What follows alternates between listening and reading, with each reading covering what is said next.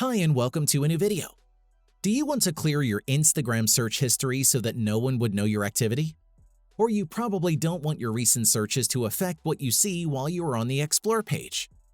In this video, I will show you how to remove all of your Instagram searches on your phone. Let's go. The simplest way you can delete the search history on Instagram is by going to the Search tab. When you tap on the search bar, all of your most recent searches will be displayed automatically.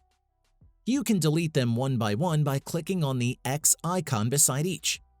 But if you don't want to go through them individually, click See All and then tap on Clear All to delete all of your search history at once. Alternatively, you can also access the same functions on your Profile tab. Click the three horizontal lines at the top right corner, then tap on Your Activity. If you scroll down, you will find Recent Searches. Tap on it and it will give you the same Clear All option. As you can see, the search history is now deleted.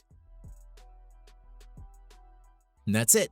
If I could help you, feel free to give this video a thumbs up and don't forget to subscribe. Leave a comment down below if you have any questions. See you next time. Bye.